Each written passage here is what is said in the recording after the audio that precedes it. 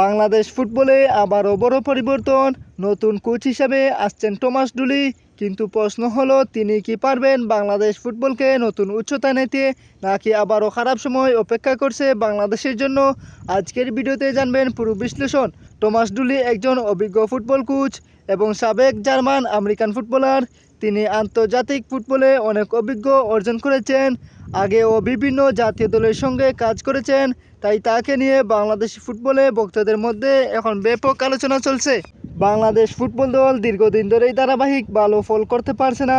বিশেষ করে বড় ম্যাচগুলিতে দল বারবার হুটক খেয়েছে। রক্ষণে ভুল, গোল মিস এবং পরিকল্পনার অভাব সব মিলিয়ে সমালোচনার মুখে ছিল দল। তাই বাফুফে নতুন কোচ এনে বড় পরিবর্তনের ইঙ্গিত দিয়েছে। টমাস ডুলি সাধারণ আক্রমণাত্মক ফুটবল পছন্দ করেন। তিনি তরুণ খেলোয়াড়দের সুযোগ দিতে ভালোবাসেন।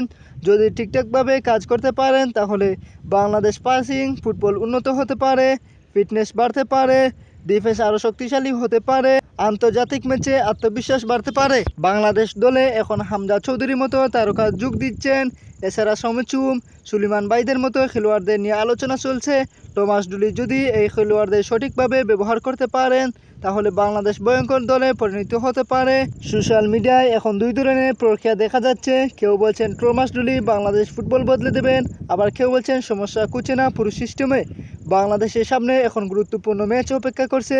বিশেষ করে এশিয়ান কাপ বাছাই এবং আন্তর্জাতিক পিচি ম্যাচগুলিতে টমাস ডুলির আসল পরীক্ষা হবে। সেখানে ভালো ফল করতে পারলেই তিনি ভক্তদের মন জয় করতে পারবেন।